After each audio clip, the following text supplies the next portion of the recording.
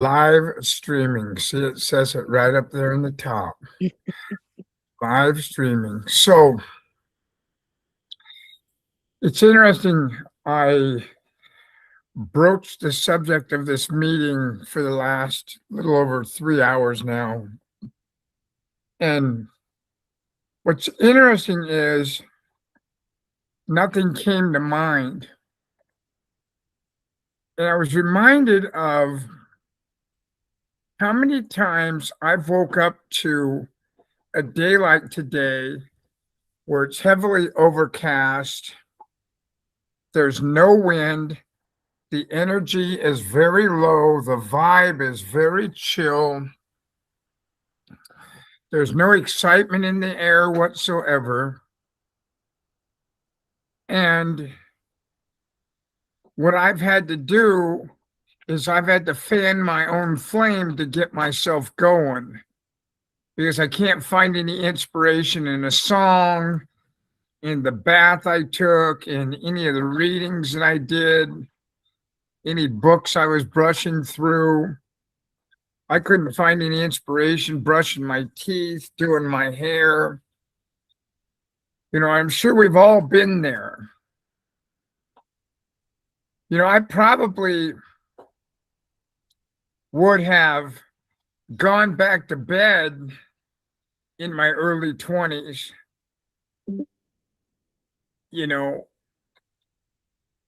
Today is just one of those days.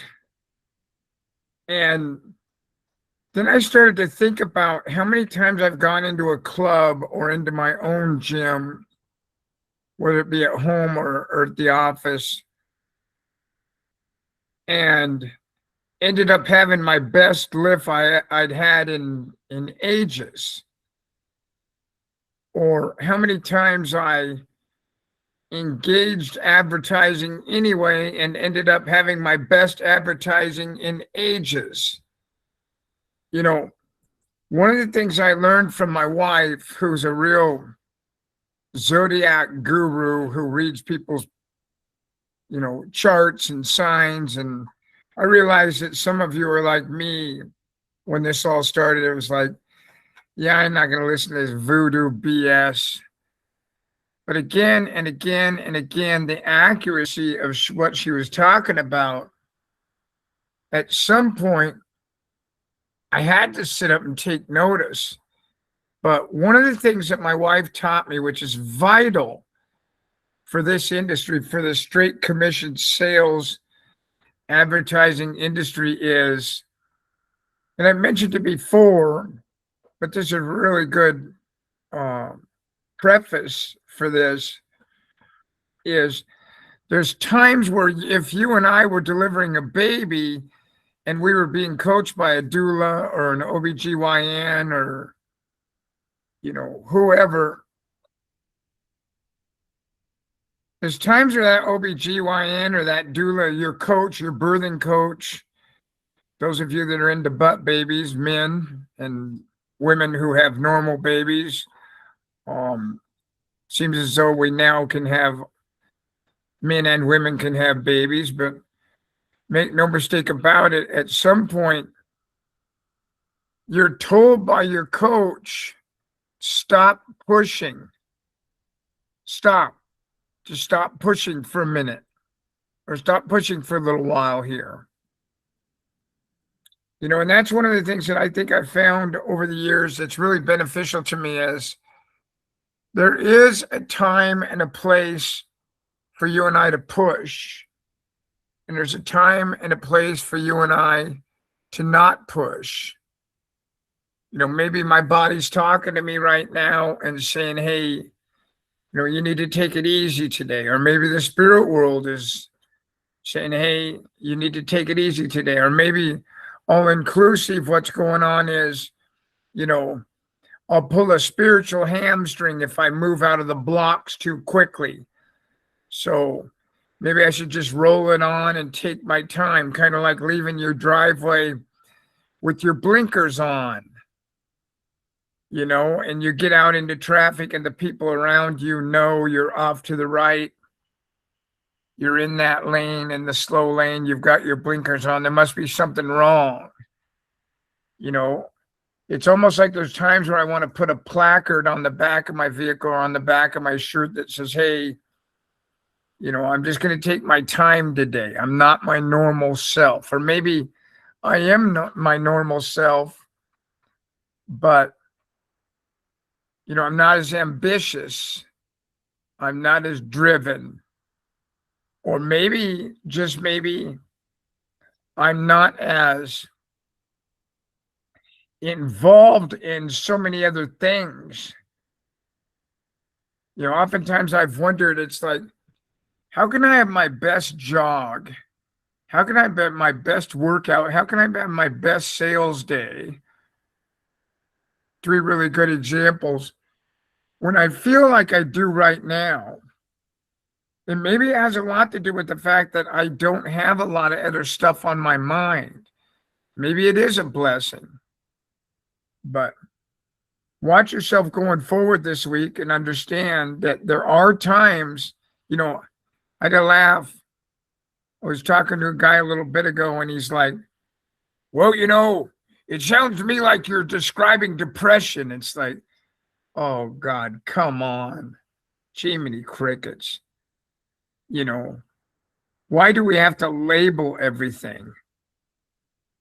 I mean, I remember when I first started to really feel, to have my emotions, my 6 primary emotions, and to feel anger, to feel sadness, to feel disgust, to feel surprised, to feel happiness.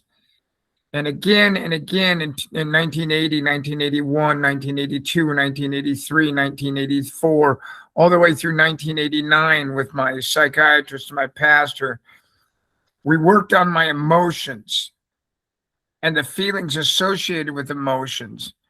Because one of the things they taught me is that men do a real poor job of showing their emotions. It's a known fact. It's why you take a look at the book, Mars versus Venus. Men are from Mars, women are from Venus, or men are from Venus, women are from Mars. Regardless, the bottom line is the two of us oftentimes don't understand each other. But what's interesting is, more often than not, what I find is people in general don't understand themselves and what makes them tick. So what we have a tendency to do is we have a tendency to get up and do it again. Do what again? Do what we did yesterday. Do what we did the day before. This is what I do. I eat this cereal. Like, really? There is no other choice? No, there's not. I see a real lack of malleability out there, if that's such a word. People that are malleable. People that are willing to alter. And that's one of the things I could tell you for myself today is it would be important for me, and it'll work itself out, to engage, the regularities of my life, but at the same time, it might be to my advantage maybe to step out of what's normal and try something that's abnormal, just so I can get to see my life from a different angle.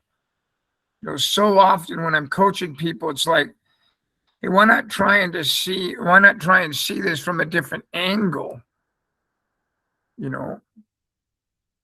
I get these emails again and again and again about how tough our lives are, and I could tell you that if you're focusing on how tough your life is, it's just going to get tougher. It's not going to get better. I mean, it seems like these people that focus on how blessed they are, how beautiful their lives are, they have a tendency to be able to hold on to that better, be part of that more, and I think it has a lot to do with, at first, some of us have to kind of fake it till we make it when it comes to, putting on a happy face, and I've met a lot of people over the years that don't have a happy face. That's one of the things I was doing just before we got on the call together was I was just kind of slowly going over the things that I feel blessed about. And it's uncanny how many things I have to be happy about and that you have to be happy about. But for whatever reason, again and again and again, I meet people that are focused on the dissatisfaction and the disharmony. This is to your benefit when you're dealing with these business owners. Understand these business owners are involved in these emotions, as I've mentioned before. And this could be a day where they're sitting around. I mean, we're coming in on the end of the month and it's payroll time. Payroll is going to take place midweek. Bills are going to take place midweek, like the light bill, the mortgage, the rent, the lease payment. This stuff is weighing heavily on these business owners' minds. And again, I get these emails regarding the big mystery as to where should I go, or what should I say? I mean, it shouldn't be much longer than, my name is Brett Martin. I'm with Mom and Pop Business Funding, and the company I represent specializes in unsecured working capital for businesses quickly. Are you in the need for any working capital? No. Okay, thank you. Have a wonderful day. No. Okay, thank you. Have a wonderful day. No. Okay, thank you. Have a wonderful day. Yes, as a matter of fact, I am. Well, great. All you got to do to get started is fill out an application, not much bigger than a bar napkin, and send me over 6 months of your most recent bank statements. The beauty of our company is we don't have a large barrier to entry. Like, we don't need tax returns. We don't need a note from your mother. We don't need a credit report. We don't need a profit and loss statement. We don't need a balance sheet compared to the rest of the lenders out there. But I can tell you that I think what's going on in my life right now is that I'm far more focused than I ordinarily am for some reason. Yet it seems abnormal because it doesn't come with a whole bunch of euphoria.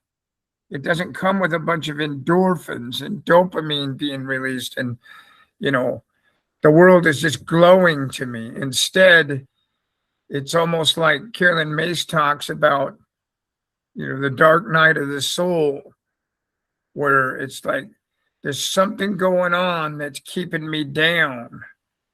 If I were a helium-filled balloon, maybe I wouldn't soar as quickly on a string. Or if I were a kite, maybe you just couldn't find wind for me to fly today. But that doesn't mean that I don't engage the day. I'm always intrigued about how is it that I can be this person yesterday and this person today, two different people, when it comes to my emotions or when it comes to the feelings associated with my emotions, and that can easily be passed on to understanding that you're dealing with business owners that are going through the exact same thing that I'm going through, or maybe that you're going through.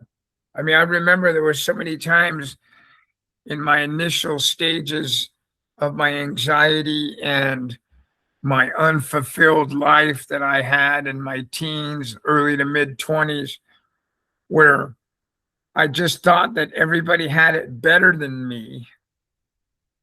And then pretty soon I started to realize just how fucked up we really are, and I know there's some of you that are saying to yourself, man, you're talking to the wrong person. I got it all together. Everything's great in my life. And oftentimes I think to myself, I'm like, well, then what are you doing here? Are you looking for more greatness? I asked myself this morning, what do you come here for, Brett? And it has a lot to do with the fact that I think we share extreme similarities, human beings. But more than ever, because we live in all these individual boxes and have so much access to our own individual ways of thinking, things we read, things we do, that we think we're so original, never realizing how similar we are. I mean, Darius and I were talking on Saturday, and he's 1 degree away from Kevin Bacon. I don't know if any of you have ever played that Kevin Bacon game or heard of the Kevin Bacon game. And it's comical when him and I talk in that manner. For me personally, I could tell you all, I've been in places no different than you, where all of a sudden you're standing there talking to somebody and you're like, for Christ's sake, what do you mean? And the next thing you know, you have a common friend, or you've got this location you were both just at, or got this coincidence like you both just bought the same vehicle. We share so many things that are alike that after a while you start to realize there really isn't much difference between us. I had to laugh over the weekend. I was watching this documentary on Tom Cruise and how, he jumped on the couch on Oprah Winfrey, and then he had his moment there where he was attacking, what's her name, for taking antidepressants? Anyone? What was her name? What is her? Brooke Shields, I think. Who? I think it was Brooke Shields. Yeah, Brooke Shields. Yeah. And just those two things, Darius. He was ostracized from Hollywood. But one of the things that he did, which was just so vital, was he stayed patient. He didn't panic. And he didn't attack. Other than he attacked his work more. Now they say that he may be the man that has single-handedly been able to keep Hollywood around. I saw him in this meeting where there's a tremendous number of Hollywood people there, and he had everybody stand up that had worked with him. And it took like 10 minutes before everyone finally did, partake in the exercise. Pretty soon you looked around the room and there was almost nobody in this entire room, over 13,000 people, that hadn't worked directly with him in some way, shape, and form on one of his films or in life in general. He's left such an impact on Hollywood, and Hollywood's left such an impact on him. And then there I am watching Top Gun Maverick shortly thereafter, and I'm thinking to myself, what an amazing environment there he is with this Mustang plane out in a hangar, and he's got a room set up, and he's got his motorcycles off to the side, and everything is just so organized and pristine. And I think to myself, it's like, why don't most of us live a dream life? Well, you would have to first be willing to design that dream life and what you want. And more often than not, when I'm talking one-on-one with you guys and gals, what I find is that you haven't definitively defined what you want. I mean, you've got to know what your car you want. You've got to know what color you want. You've got to know what color the interior is going to be. I mean, you can't call out to the universe for a wife or a car or a house or a job, you can't call out to God or the powers that be or your atheistic self, for these things to become part of your life without giving a definition. I remember one time when I was younger, my pastor actually made the comment to me. He said, you might let God know that, hey, by the way, this is Brett Martin, because he's pretty busy. And, it's more of a metaphor than anything. But I got a big kick out of it. It's like, there's something to be said about that. Like I was talking to my wife over the weekend, and I gave her this visualization, and she just stopped after a couple minutes, and she's like, you've gone down to and are including the smell of the fireplace burning. She goes, how do you do that? It's like, it's years of practice. I'm calling out to the universe right now for a new location. I don't know where that is that we're going to live, but we're putting our house up for sale. And one of the things that I've found, it's something that goes along with being a Sagittarius, is that, it really is, bring your body and your mind will follow. We're very adventurous people. And then I'm stuck with a Libra who is constantly, adjusting the scales, trying to figure out, what's the right or wrong thing to do. And if you know anything about scales need to be recalibrated constantly, especially high quality scales,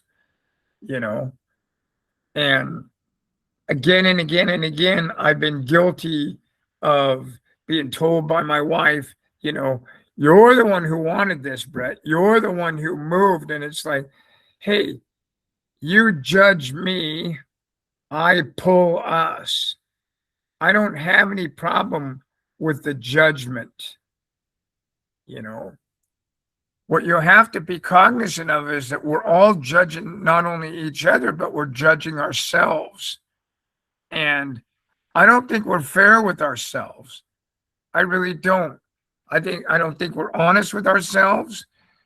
I don't think that we're willing to look in the mirror and say, hey, Brett, hey, Patty, hey, Nitra, hey, Gary, hey, Mark, hey, Jay, hey, Amber, you've let me down. What is wrong with that? Looking in the mirror and saying to yourself, you've let yourself down. I've let myself down. It's a realization of me saying to myself, or you saying to yourself, I didn't do what I intended to do today, or what I intended to say today, or I'm not where I'm at because I let myself down. I had a guy that was talking to me the other day that's a neighbor outside of our subdivision, and he made the comment, yeah, we're renting and it's really tough right now. We just don't have the money. And I look back on my 73 years of life and I wonder where I went wrong. And as we got to talking, pretty soon it became real apparent to me that he had no plans on what it was going to be like when he turned 72. So many of us don't have these plans in place on what our lives are going to be like or what we're going to be part of in the future. Like Darius's wife and him are expecting a child. It's not uncommon at all to start picking paint. It's not uncommon at all to start picking, styles of crib, or deciding whether you're going to have a crib or how you're going to raise that child. Is it going to be a public school? Is it going to be a private school? These are the things that new parents start thinking about. And the funny part about it is these are things that you're not thinking about until you start to approach that subject. And the closer you get, the more you start to realize, maybe this isn't the right house, or Maybe I chose the wrong color, you know, or maybe I chose the wrong crib. You had to laugh when we first started looking at cribs. They had cribs that were real short. And I said to my wife, I'm like, I'm not buying a short crib for God's sakes. That kid will fall right out of that crib. You know, this is ridiculous. But they had designs like that. They don't have those designs now. They have standards for the height on the railing. They didn't have those standards back then. You know, but you hear more than anywhere in the world our country bitching and moaning about the complaints about, you know, the restrictions that they put on us. I had to laugh this morning. Linda received an email from one of our ISOs, and Linda had done the right thing as an NSM. She had sent over the question to me, and I answered the question last week that it's illegal in 48 states out of 50 states for us to have an autofillable application. Don't you think that we would have an autofillable application if it were legal? We've been at this now since 2007. But the person didn't accept the answer, instead said, I'd like to know where you got your information. And I just reached out to the person via email on Linda's behalf and said, apply for a license and go through the license procedure and then read the information they send you in the packet, and it will tell you that in the packet. That's how we learned it. And we learned it via the School of Hard Knocks, because when we went out to the secondary market and started syndicating deals, we found that, they don't allow these. And we had to go back to the customers and have the customer refill the application out. So it was the School of Hard Knocks. Again, one of the things I could tell you is we've taken the guesswork out of this. Why would you fight it? But again and again and again, what Darius and I see over and over and over again is people who are saying, can I do this? Can I do that? Can I do this? It's like, man, everything was covered in class.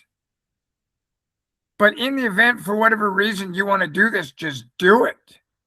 Just go ahead and do it. You're an independent contractor.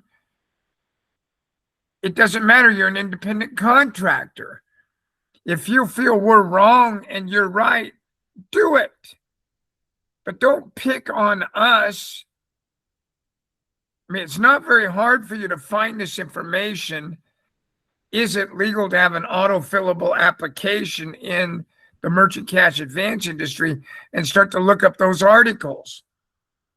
You know, so often I find people just questioning everything. We've got a lady, Darius and I talk about all the time. She can't even get started. She can't even get started, can she, Darius? It's just constant questions and complaining and trying to figure out how to get one extra 1% out of us, you know? And it's like, for God's sakes, do something. You know, what are you doing with your time? What are you doing with your time? Be cognizant of that. Because time is, you know, if this were an hourglass and you hear the sand falling through the hourglass, you only get so many hours on the face of the planet. You didn't come on this platform to just sit every single solitary day and ask questions and not do anything else. I just can't imagine you're independently wealthy enough to never engage, to never have to do an application, to never have to land a loan, to never have to fund a loan, any of you for that matter. But again and again and again, I feel like that's an option for a large number of you to do nothing day in and day out, week in and week out. I mean, I don't know how I could be your partner. I don't know how I could be your wife or your husband, some of you.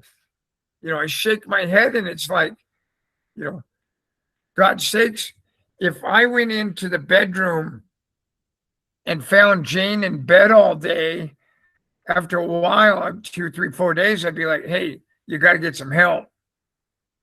You know, I was married to that for over 25 years.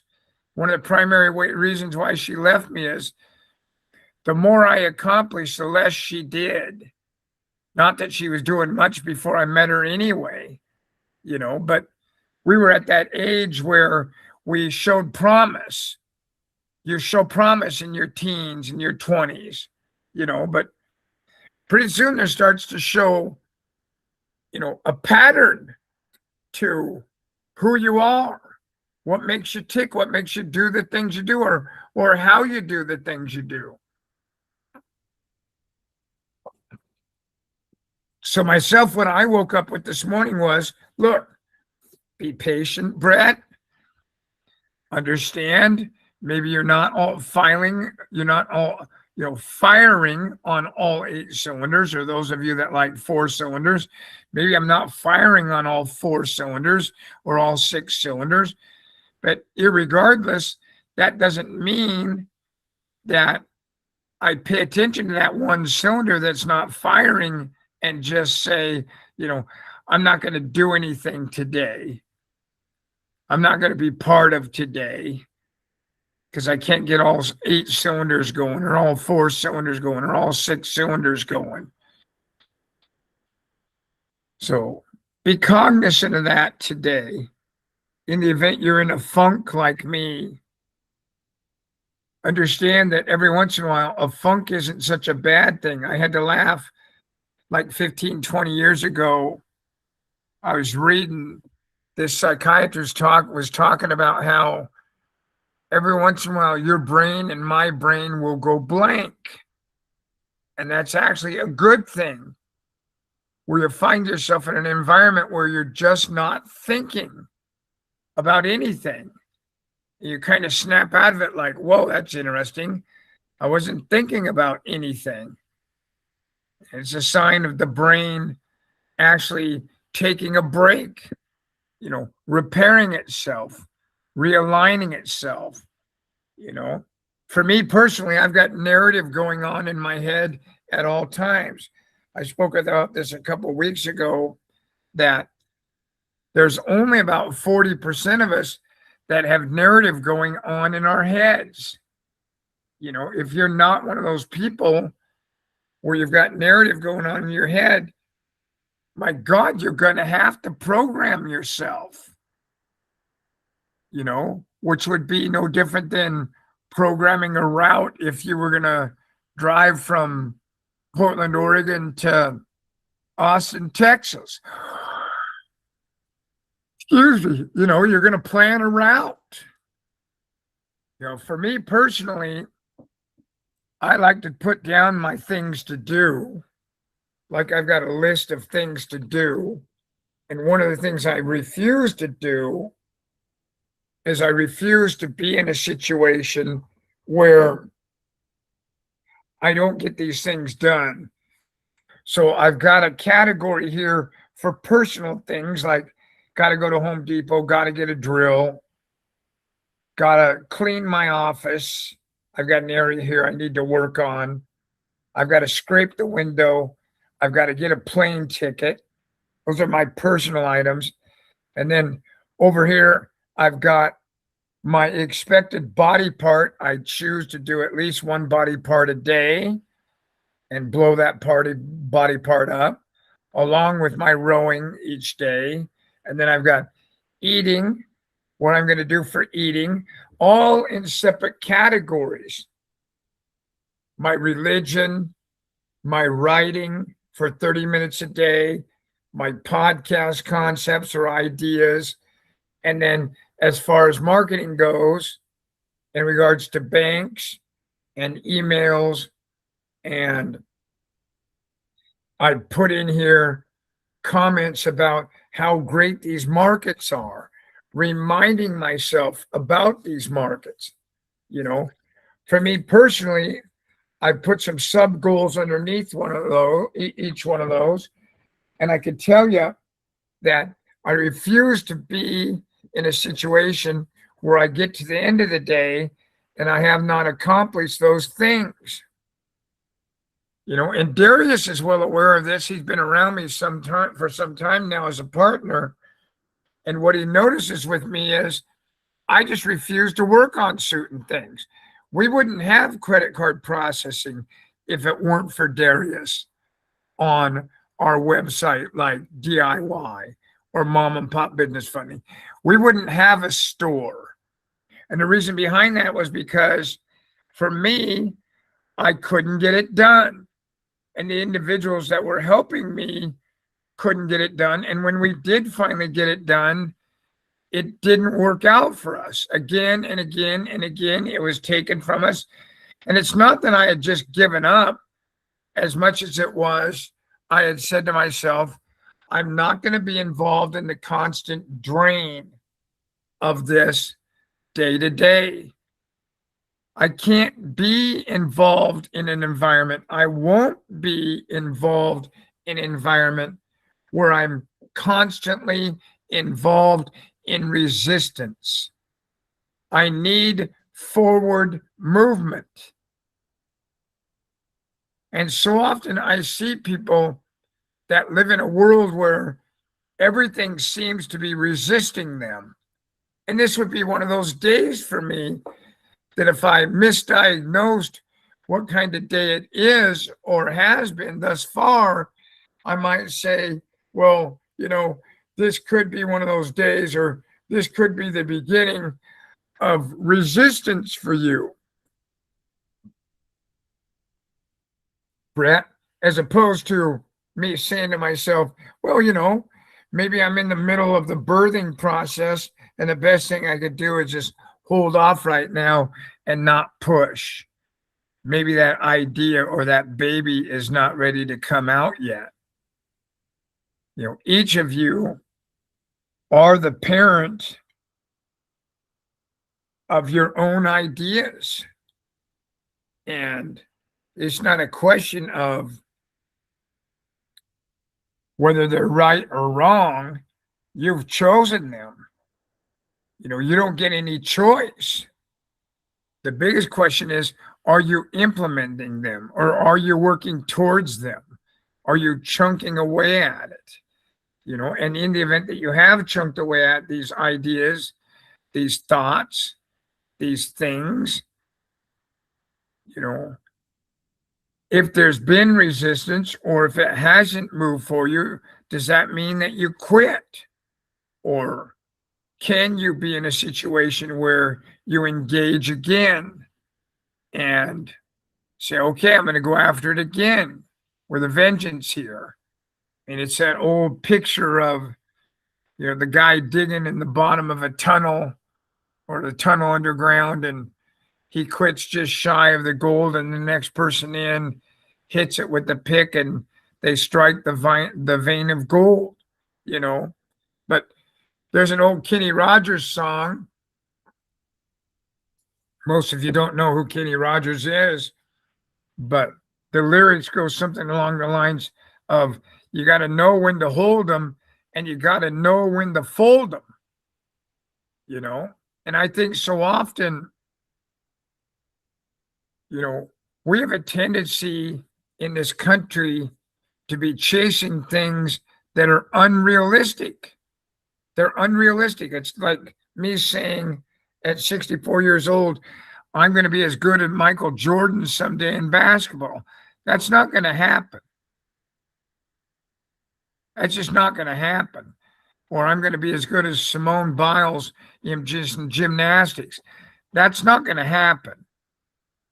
I mean, some of you would argue with me and you're like, well, you know, if you gave it a try and put 5 years in it, look, I'm 64 years old. The time has passed. It's not going to happen. But so often I find people saying to me in their words and their actions, trying to prove themselves. And it's like, you know, you got to understand there are some things you cannot do. So these people that are out there touting these comments again and again that you could be anything you want, that's absolute bullshit. That's absolute bullshit. There it is. Look at what he's put up there. I'm going to get those diamonds if it's the last thing I do. 39 years later, I'm old. My hair is falling out. The color's faded from my clothes. I've wasted my life down here. I don't even want the diamonds anymore.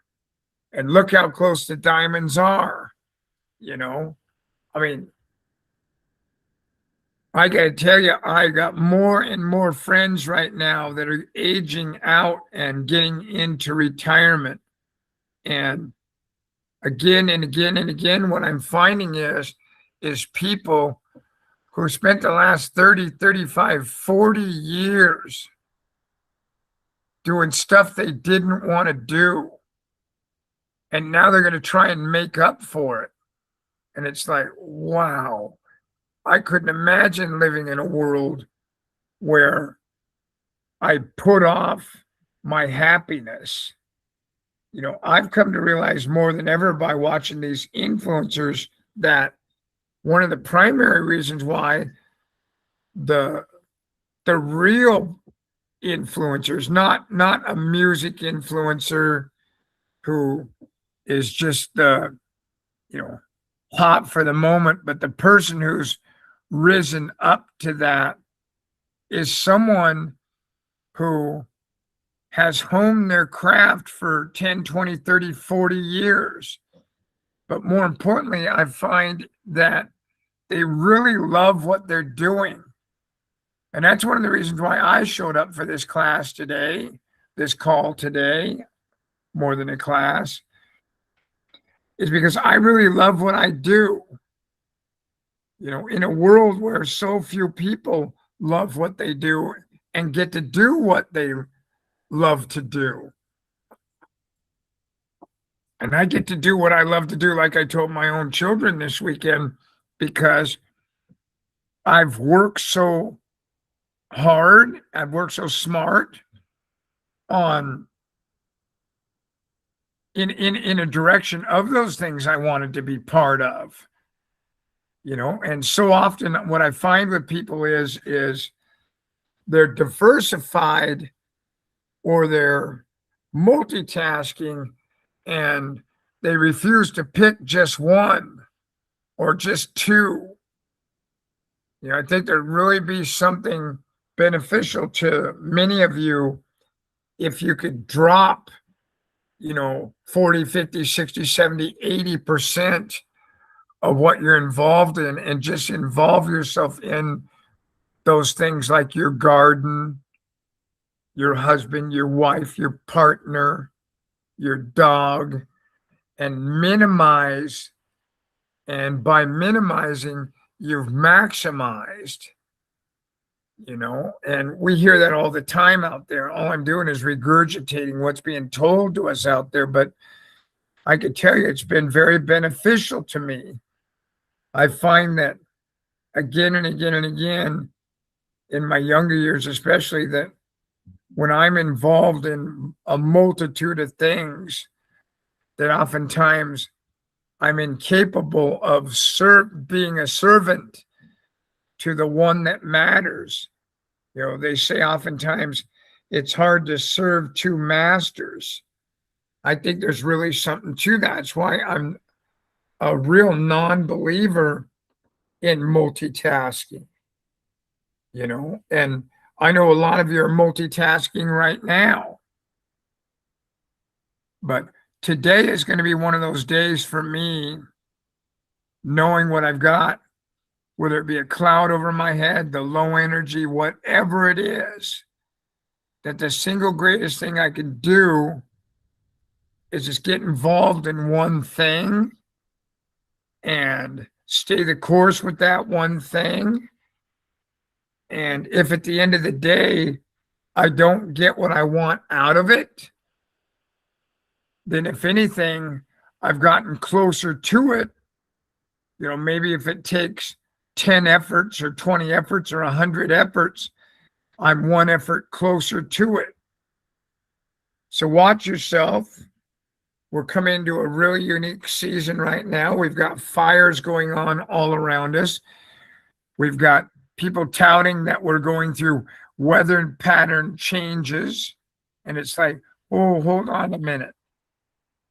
I can remember 1968, 1969, 1970, 1971, 1972, 1973, 1974, 1975, 1976, 1977, 1978, 1979, 1980, when my dad finally quit archery hunting. And I can tell you that in September, we were forever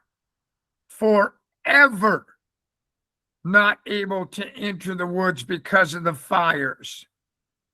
I mean, we're talking 60 years ago, 55 years ago.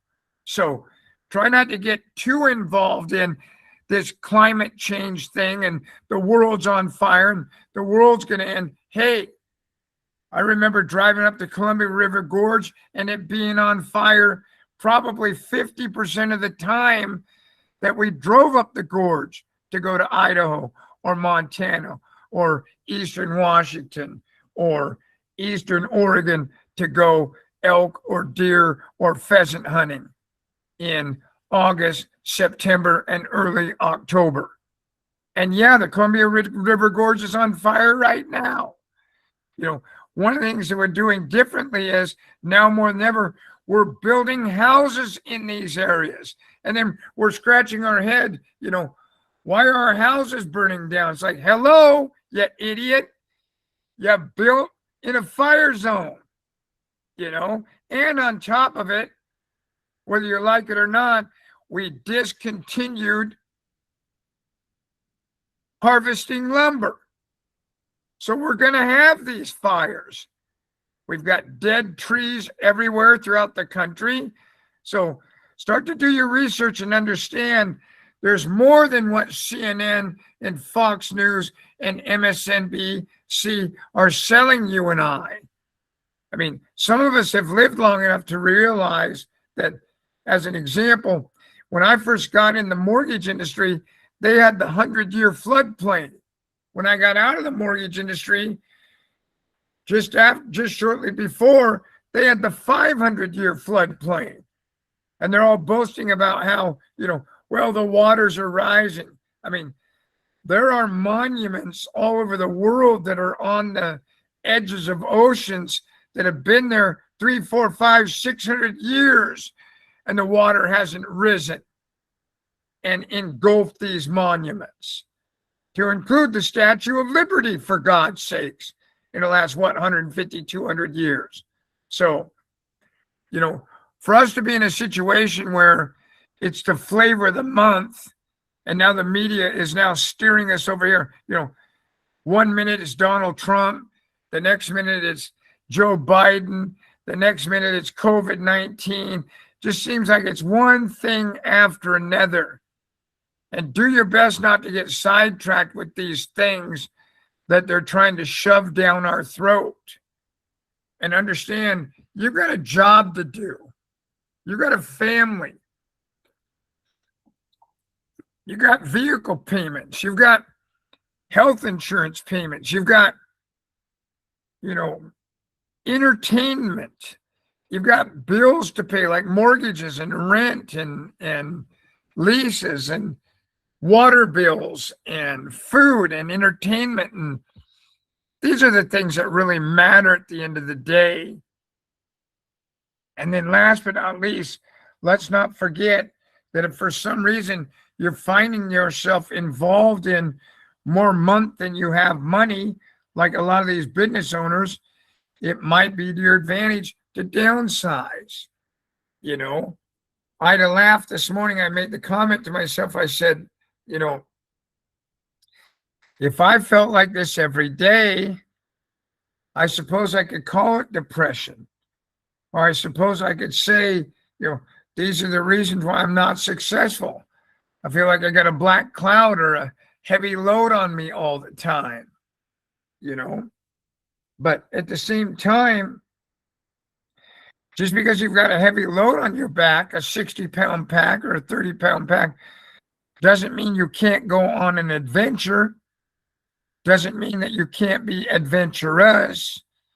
Doesn't mean that you can't pick up the phone or go door to door to a business owner or go to a Chamber of Commerce meeting or a Rotary meeting or go to a bank for bank loan turndowns or do a little Craigslist or a little telemarketing. You know, this doesn't stop you, you know. So watch yourself this week. If for some reason you find yourself in uncharted waters, you know, or if you find yourself in charted waters like myself, and I've been here 1,000 times or more, I know I have, then what you have to do is you just have to put one foot in front of the other. In fact, those of you that are old enough, does anyone remember the saying, soldier on? Anyone out there remember that saying, soldier on? 10, I heard it 10-4. I did. Yep, definitely. I have.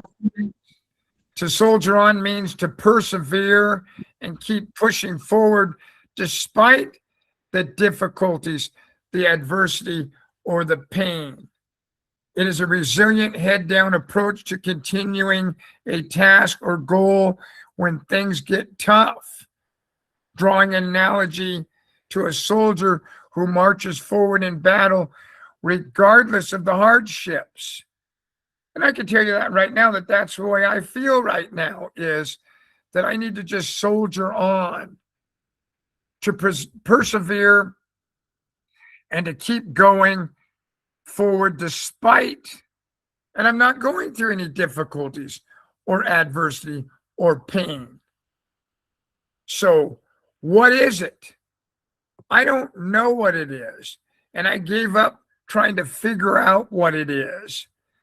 I just know that I've been alive long enough to know there are just some days where I say to myself, not so much that it's going to be one of those days as it is that type of a day. And the best thing I can do is just get involved in the day and lose myself. And eventually what will happen is I'll find myself out there. And more often than not, it seems like when I'm trying to find myself, I end up having some of my best days, my most productive days. So anyway, I hope you all have a wonderful week. Sorry for me rambling on. I want to let you know that we're here to help in the event you need. Reach out to your manager. If you need a new manager, just reach out to us and we'll get you on a new team. I want to thank you all for being here. Those of you that are religious with this, it means everything to me. And those of you that are new, welcome to the team. So we'll see you back here next week. Same bat channel, same bat time. You can get the link on the front page of the website. It says join the Monday morning meeting at 8 a.m. You just click on it about 7:58 a.m. And the next thing you know, Darius will let you in. So anyway, have a wonderful week, all of them. Give them hell. We'll see you out there on the battlefield. Bye-bye now. Thanks so much, Brad. Thank you. Thanks, Brett. Peace out. Have a great week. Thank you. Have a great day, everyone. Bye. Have a great day. Have a great week, people. See you You next week. too. Bye-bye. Have a great Bye. week. Bye-bye. Take care, everybody. Bye. Bye, Gary. Take Bye, care. Brenda. Bye, Jeff.